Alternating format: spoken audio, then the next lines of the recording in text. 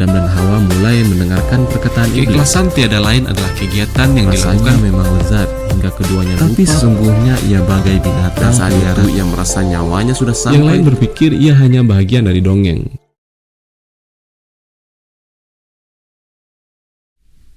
Sherlock Holmes, A Study in Scarlet, Penelusuran Benang Merah, karya Sir Arthur Conan Doyle. Bagian 1. Salinan catatan harian Dr. John H. Watson, Pensiunan Departemen Medis Angkatan Darat. Bab 2. Ilmu Deduksi, Part 2. Kembali pada kehidupan kami bersama. Selama minggu pertama, kami tinggal di Baker Street. Tak seorang pun tamu berkunjung. Aku mulai berpikir, teman seapartemenku ini tak berkawan, sebagaimana aku sendiri. Tapi kemudian kudapati Holmes ternyata mempunyai banyak kenalan dari berbagai kelas dan golongan dalam masyarakat. Ada pria kecil berwajah runcing bernama Mr. Lestrade yang datang 3-4 kali seminggu. Ada pula gadis berpakaian keren yang muncul pada suatu pagi dan bertamu di apartemen kami sekitar setengah jam.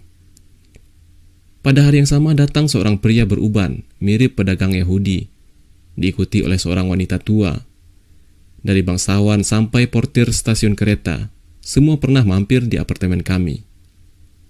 Setiap kali orang-orang ini datang, Holmes biasanya meminta izin untuk menggunakan ruang duduk, dan aku akan diam di kamar tidurku. Dia selalu meminta maaf untuk ketidaknyamananku itu. Aku harus menggunakan tempat ini sebagai kantor, jelas Holmes.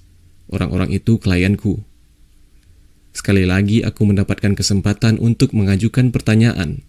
Namun sopan santun menghalangiku untuk memaksa orang mempercayakan rahasianya kepadaku.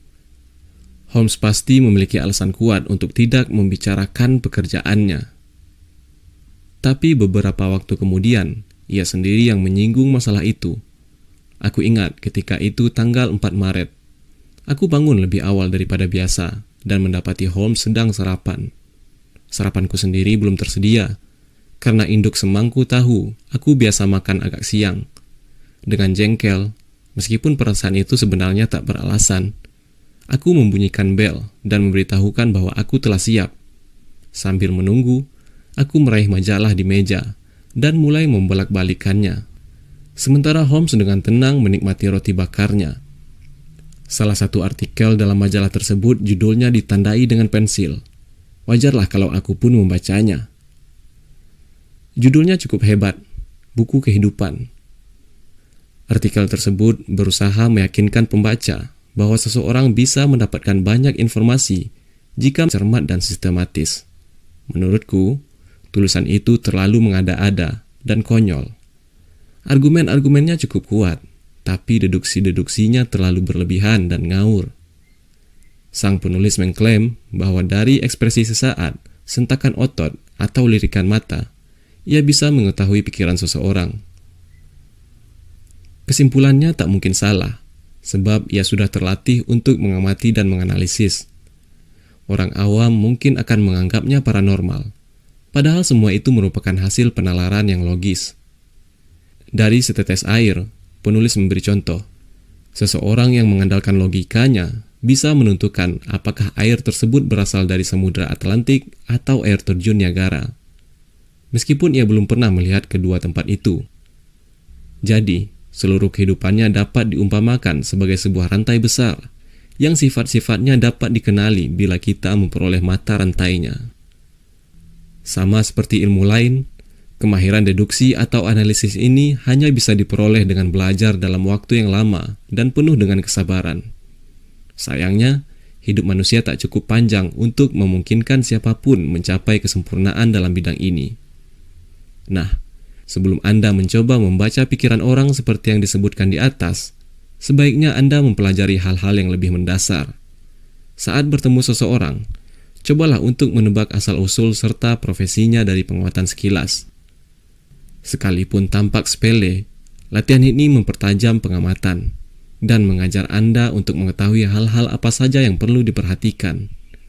Profesi seseorang misalnya dapat dilihat dari kuku-kuku tangannya, serta halus tidaknya jempol dan jari telunjuknya, juga dari kerah mantel. Sepatu boot dan lutut celana panjang yang dikenakannya. Mustahil kalau setelah menggabungkan semua itu, Anda tak dapat menarik kesimpulan. Omong kosong, seruku, mengempaskan majalah tersebut ke meja. Aku belum pernah membaca sampah seperti ini seumur hidupku. Ada apa? Tanya Holmes. Artikel ini, kataku, menunjuk dengan sendok telurku dan mulai menyantap sarapanku. Kau pasti sudah membacanya karena kulihat kau menandainya dengan pensil. Tulisan ini memang menarik dan tampaknya meyakinkan, tapi sama sekali tidak praktis. Kurasa ini cuma teori orang yang duduk di ruang kerjanya dan mengolah paradoks kecil di dalam pikirannya. Coba kalau dia disuruh naik gerbong kelas 3 kereta api bawah tanah. Aku ingin melihat apa bisa menentukan profesi para penumpang di gerbong itu. Aku berani bertaruh 1.000 pound. Dia tak mungkin mampu melakukannya. Kau kehilangan uangmu, kata Sherlock Holmes tenang. Karena aku sendiri yang menulis artikel itu. Kau? Ya, aku sudah berpengalaman dalam hal pengamatan dan deduksi. Teori-teori yang kujelaskan di sana, yang bagimu tampak tak masuk akal, sebenarnya sangat praktis. Begitu praktis hingga aku mengandalkannya untuk mencari nafkah. Bagaimana caranya? Tanyaku tanpa sadar. Aku memiliki profesi yang unik, bahkan mungkin satu-satunya di dunia. Aku adalah detektif konsultan. Kalau kau bisa memahami apa itu. Di London ada banyak detektif polisi atau detektif swasta. Jika orang-orang ini menemui jalan buntu, mereka datang menemuiku, dan aku berhasil membawa mereka ke jejak yang benar. Mereka menyajikan semua bukti kepadaku, dan biasanya aku mampu, dengan bantuan pengetahuanku tentang sejarah kejahatan, untuk memecahkan kasusnya. Ada banyak kemiripan dalam kasus-kasus kejahatan, dan kalau kau memiliki rinciannya hingga 1.000 kasus, aneh sekali jika kau tidak bisa mengungkapkan kasus yang ke-1001. Mr. Lestrade yang pernah kau temui adalah detektif polisi yang cukup terkenal. Waktu itu dia datang untuk meminta bantuanku dalam memecahkan kasus penipuan. Dan orang-orang lainnya? Sebagian besar dikirim oleh penyelidik swasta. Mereka semua orang-orang yang sedang menghadapi masalah dan ingin mendapatkan penjelasan. Aku mendengarkan cerita mereka. Mereka mendengarkan komentar-komentarku. Lalu aku mengantongi upahku. Maksudmu? Tegasku. Tanpa meninggalkan kamarmu, kau bisa mengungkap teka-teki yang tak bisa diungkapkan orang lain, sekalipun mereka sendiri sudah melihat setiap rinciannya. Kurang lebih begitu. Aku memiliki semacam intuisi dalam hal ini. Sesekali ada kasus yang sedikit lebih rumit. Kalau begitu, aku terpaksa keluar dan melihat situasinya dengan mata kepalaku sendiri. Kau tahu, aku memiliki pengetahuan-pengetahuan khusus, dan semua itu sangat membantu daku. Ilmu deduksi dalam artikel yang memicu kejengkelanmu itu bagiku sangat berharga dalam praktik. Mengamati seseorang sepertinya sudah merupakan sesuatu yang kulakukan secara otomatis. Kau ingat ketika kita pertama kali bertemu dan kukatakan kau datang dari Afghanistan? Pasti ada yang memberitahumu. Tidak, aku tahu kau datang dari Afghanistan. Kebiasaan yang sudah mendarah daging membuatku langsung mencapai kesimpulan itu tanpa mengikuti langkah demi langkah secara sadar. Tapi langkah-langkah itu ada. Coba perhatikan apa yang terlintas dalam pikiranku. Ini seseorang yang bertipe medis, tapi dengan pembawaan militer. Jelas, dia dokter angkatan darat. Wajah dan kulitnya kecoklatan. Berarti dia datang dari daerah tropis. Dia sudah melewati pengalaman yang keras dan menderita sakit. Itu tampak dari ekspresi wajahnya. Lengan kirinya pernah terluka karena posisinya kaku dan tidak wajar. Di kawasan tropis mana seorang dokter angkatan darat Inggris mengalami kekerasan dan terluka lengannya? Jelas di Afghanistan. Seluruh pemikiran itu memakan waktu tak sampai sedetik. Aku lalu berkomentar bahwa kau datang dari Afghanistan dan kau tertegun. Cukup sederhana kalau mendengar penjelasanmu, kataku tersenyum. Kau mengingatkanku pada Dupin, detektif rekaan Edgar Allan Poe. Aku tak pernah menduga orang seperti itu benar-benar ada dalam kehidupan nyata. Holmes beranjak bangkit dan menyulut pipanya. Kau pasti menduga aku tersanjung karena disamakan dengan Dupin.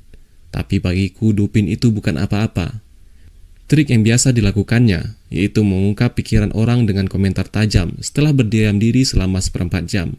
Menurutku sangat pamer dan berlebihan. Dia memiliki kemampuan menganalisis yang cukup bagus, itu kuakui. Tapi dia sebenarnya tak sehebat yang dibayangkan Po. Kau pernah membaca karya-karya Gabor Yao? Tanyaku. Apa menurutmu Leacock cukup hebat sebagai detektif? Holmes mendengus sinis. Leacock cuma pembual yang payah, katanya dengan nada marah. Hanya ada satu hal yang layak dipuji darinya, yaitu semangatnya. Buku itu jelas membuatku muak. Leacock perlu waktu 6 bulan untuk mengidentifikasi seorang tawanan yang tidak dikenal. Aku bisa melakukannya dalam 24 jam. Bukannya menjadi panduan untuk para detektif, buku ini justru mengajar mereka tentang hal-hal yang harus mereka hindari. Jengkel karena Holmes mencela kedua tokoh yang kukagumi. Aku melangkah ke jendela dan berdiri memandang ke jalan yang ramai. Orang ini mungkin pandai, tapi dia sangat sombong.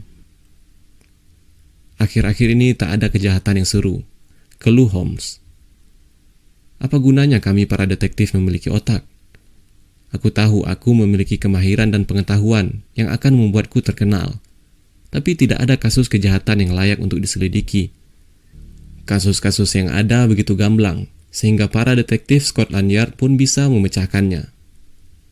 Aku makin jengkel dengan kesombongan Holmes. Aku sengaja mengalihkan topik pembicaraan. Apa kira-kira yang dicari orang itu ya? Ujarku menunjuk pria berpakaian biasa yang tengah berjalan perlahan-lahan di seberang jalan.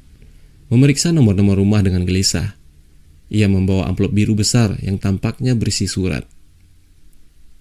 Maksudmu pensiunan sersan marinir itu? Kata Holmes. Sembarangan saja dia bicara. Dia tahu aku tidak bisa mengonfirmasi tebakannya. Pikiran tersebut belum lagi meninggalkan benakku sewaktu pria yang tengah kami awasi melihat nomor di pintu kami dan berlari secepat-cepatnya menyeberangi jalan. Kami mendengar ketukan keras, suara berat seorang pria di bawah, dan langkah-langkah menaiki tangga. Untuk Mr. Sherlock Holmes, kata pria itu sambil melangkah masuk ke ruang duduk kami dan mengulurkan sepucuk surat kepada temanku. Ini kesempatanku untuk membuktikan omong kosong Sherlock Holmes dan mengakhiri kesombongannya. Boleh aku bertanya? Kataku dengan datar. Apa pekerjaanmu? Pembantu umum di kantor polisi, Sir. Jawabnya dengan serak. Seragam saya sedang dibetulkan. Dan sebelum ini? Tanyaku lagi, sambil melontarkan tatapan tajam ke arah rekan serumahku. Sersan, Sir. Royal Marine Light Infantry, Sir. Tak ada jawaban untuk suratnya? Baik, Sir. Ia mengentakkan kedua tumit sepatunya, mengangkat tangan memberi hormat, dan berlalu.